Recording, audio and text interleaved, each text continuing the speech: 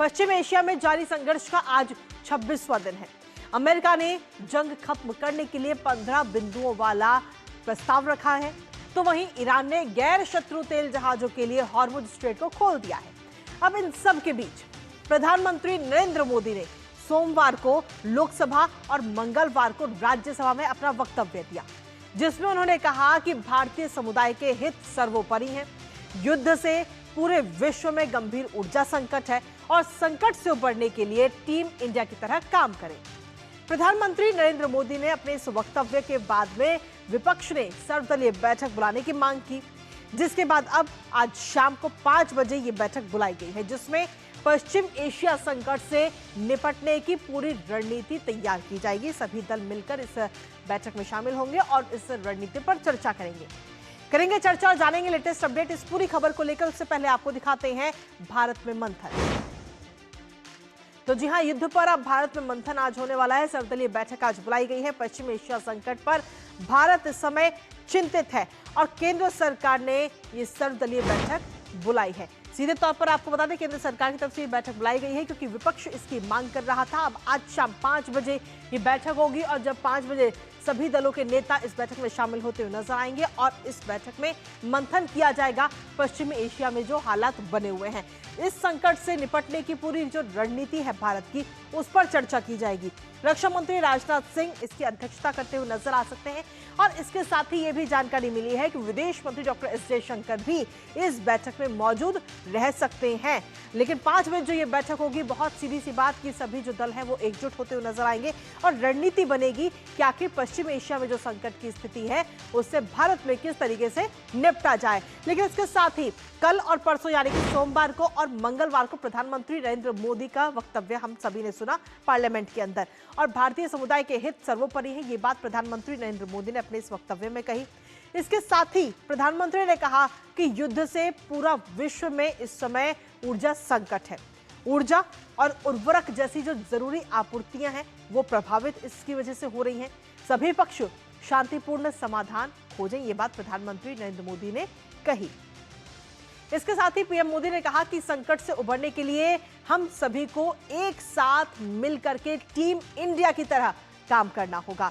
हालात का फायदा कुछ लोग जो उठा रहे हैं वो इन हालातों का फायदा ना उठाएं और साथ ही उन्होंने राज्य सरकारों के लिए भी एक बात कही कि कालाबाजारी को रोकने में राज्य सरकार काम करे, एक्शन ले और जमाखोरों को पर भी सख्त चेतावनी प्रधानमंत्री नरेंद्र मोदी देते हुए नजर आए अपने इस वक्तव्य के दौरान। तो प्रधानमंत्री नरेंद्र मोदी का 2 बार ये वक्तव्य, जहां लोकसभा और राज्यसभा में पश्चिम एशिया में जिस तरीके के हालात हैं उसको लेकर उन्होंने अपनी बात कही। तो इस दौरान बीते कल की अगर हम बात करें तो राज्यसभा में उन्होंने बयान दिया और उन्होंने ईरान और इजराइल और साथ ही अमेरिका सहित संबंधित देशों से शांतिपूर्ण समाधान निकालने का भी आह्वान किया है। आपको सुनाते हैं।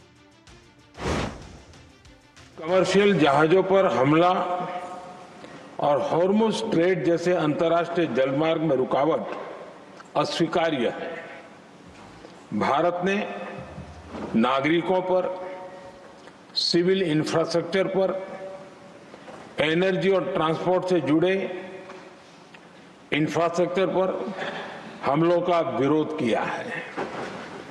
भारत डिप्लोमेसी के जरिए युद्ध के इस माहौल में भी भारतीय जहाजों के सुरक्षित आवागमन के लिए सतत प्रयास कर रहा है।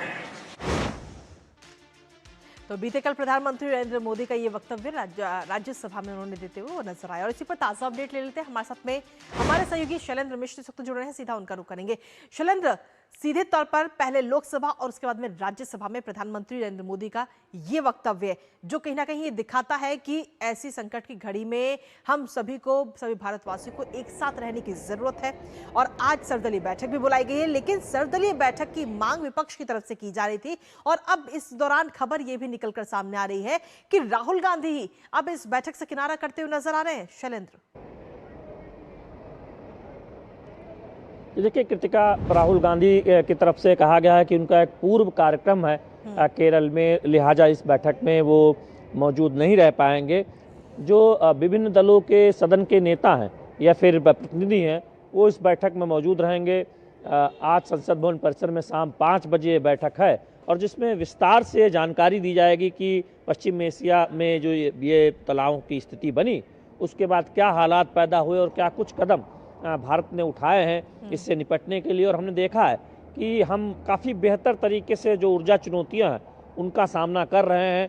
और हम जानते हैं कि संसद के दोनों सदनों में, लोकसभा में और फिर राज्यसभा में, प्रधानमंत्री नरेंद्र मोदी ने वक्तव्य दिया था और विस्तार से जानकारी दी थी कि क्या कुछ जो एनर्जी ज़रूरतों को लेकर बीते वर्षों में कदम उठाए गए हैं उससे कितना फ़ायदा एक तरह से देश को हुआ है, और जो चुनौतियां हैं उसके बारे में भी उन्होंने अपनी बात कही थी।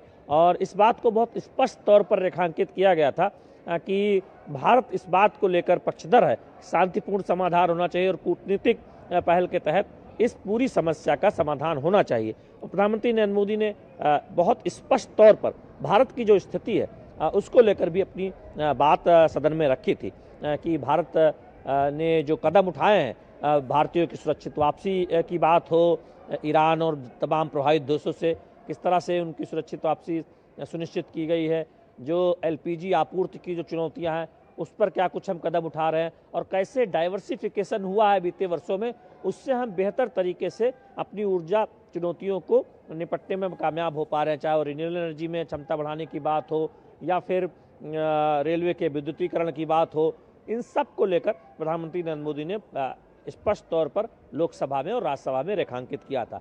आज की जो बैठक है, सर्वदलीय बैठक, निश्चित तौर पर इसमें जब विभिन्न दलों के नेता शामिल होंगे तो एकजुटता का एक संदेश जाए कि ऐसे समय में जब दुनिया में कई देश प्रभावित हो रहे हैं इस तनावपूर्ण हालात से, तो भारत पर उसका कम से कम असर कैसे पड़े, और जो भारत का रुख है वो उसमें सभी दलों की एक सहमति हो, एकजुटता का संदेश भी जाए संसद से और संसद भवन परिसर से और सर्वदलीय बैठक के जरिए। ये बहुत महत्वपूर्ण है और इसीलिए ये सर्वदलीय बैठक बुलाई गई।